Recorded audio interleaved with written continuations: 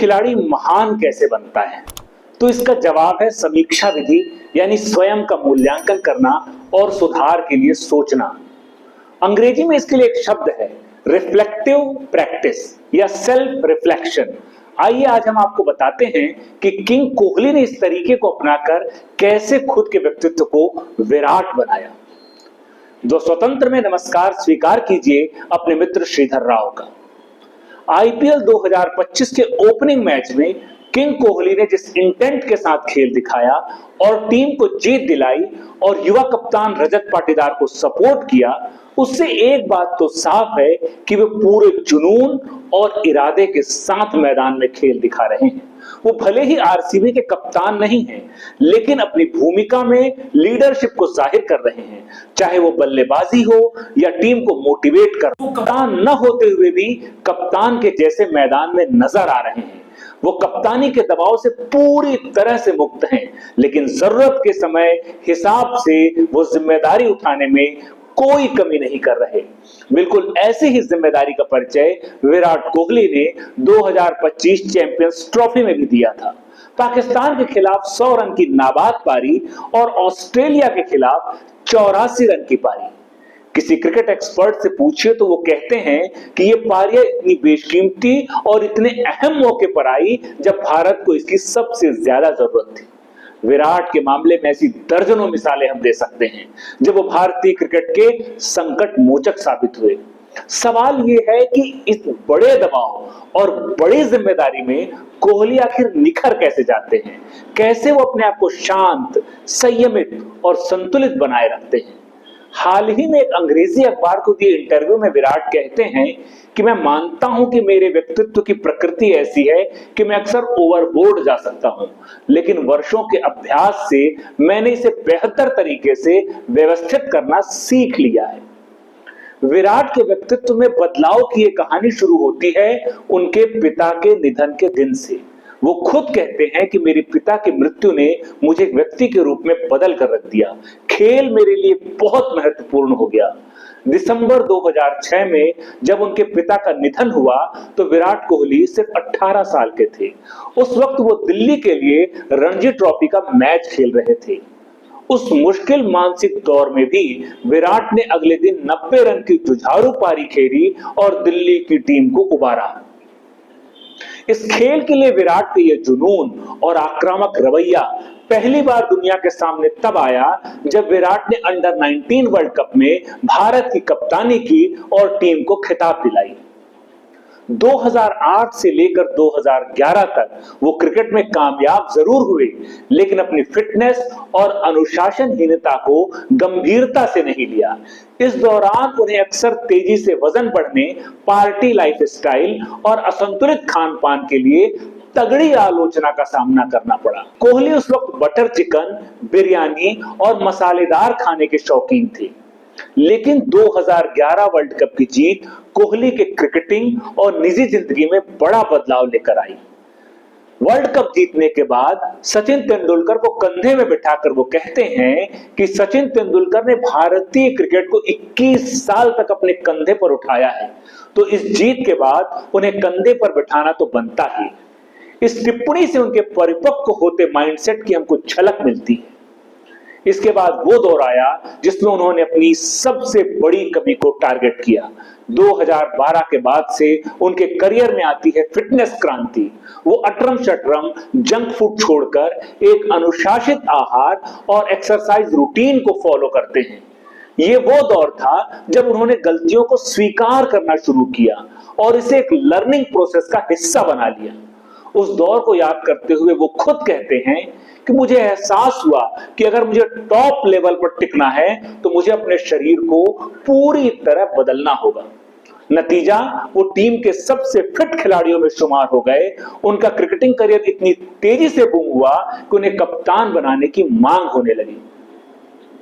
2013 में south Africa में 119 रनों की पारी के बाद एबी डिविलियर्स कहते हैं कि जब हमने कोहली को पहली बार दक्षिण अफ्रीका में देखा तब हमें पता चला कि ये लड़का किसी भी परिस्थिति में रन बना सकता है। फिटनेस को विराट ने बेहतर कर लिया, लेकिन उनके भीतर जीत की भूख इतनी ज्यादा थी कि वो विपरीत परिस्थितियों में हताशा, गुस्सा और आक्रामकता को जाहिर करने से नहीं चूकते थे।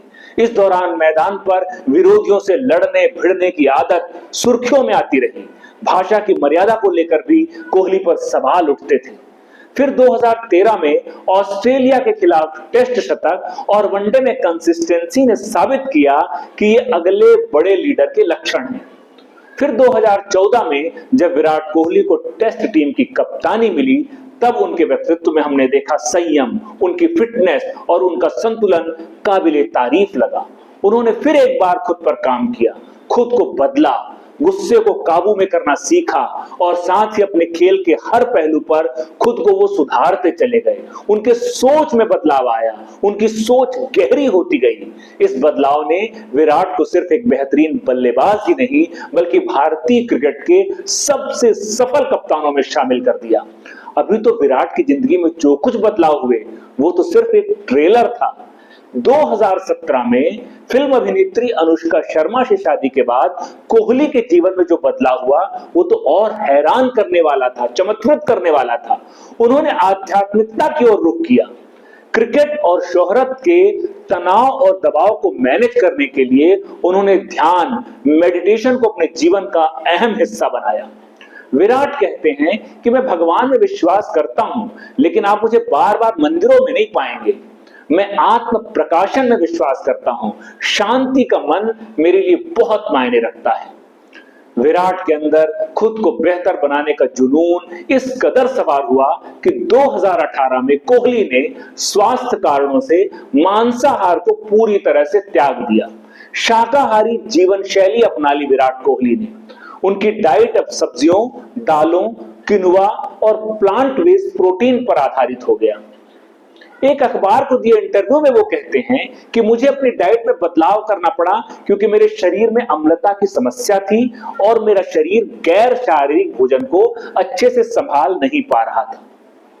एक और इंटरव्यू में वो कहते हैं कि मुझे ऐसा लगने लगा कि अब मेरा शरीर हल्का और अधिक ऊर्जावान महसूस कर रहा है। मेरी रिकवरी तेजी से हो गई और मैं खुद को मानसिक रूप से और अधिक मजबूत महसूस करने लगा हूं। फिर 2021 में उनके जीवन में एक और परिवर्तन देखने में आया। सिर्फ क्रिकेट और फिटनेस में डूबे रहने वाले विराट एक पारिवारिक इंसान बन गए और यह मुमकिन हुआ उनकी बेटी वामिका के जन्म से। तब कोहली ने पितृत्व अवकाश लेकर दिखाया कि उनके लिए परिवार कितना महत्वपूर्ण है। उन्होंने कई बार कहा कि पिता बनना उनके जीवन का सबसे बड़ा अनुभव है। इससे उन्हें नई जिम्मेदारी का एहसास हुआ। 2024 में बेटे अकाय के जन्म के बाद वे परिवार के साथ और ज्यादा समय बिताने लगे। कई बड़े टूर्नामेंट्स में से उन्होंने ब्रेक लिया और परिवार को वक्त दिया। समीक्षा विधि यानी रिफ्लेक्टिव प्रैक्टिस के जरिए खुद को बेहतर क्रिकेटर बनाने के साथ साथ वो बेहतर इंसान बनाने के लिए हाल फिलहाल के दिनों में उन्हें और उनकी पत्नी अनुष्का शर्मा को बच्चों के साथ हमने ऋषिकेश, मथुरा और वृंदावन के कई आश्रमों में देखा है।